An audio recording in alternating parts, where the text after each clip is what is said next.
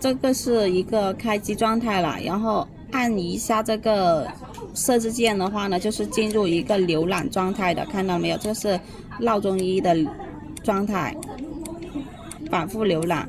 如果要设置闹钟的话，首先长按2秒。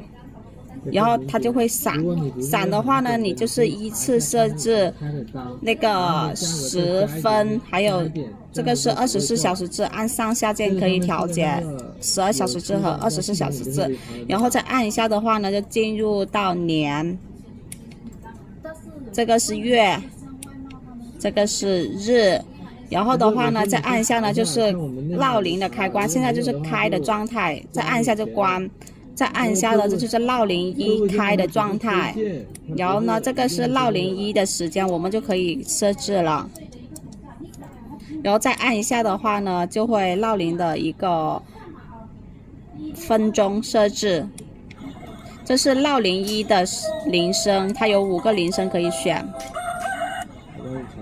好，然后这个是闹铃一的那个周期，你可以设周6。可以周5当天的，周4、周3、周2、周1，也可以周日，也可以周6日，也可以1到5各种的。然后按完之后呢，这就进入到闹铃2，闹铃2可以参考闹铃1的设置。然后呢，你不动它就会跳回主界面，可以了。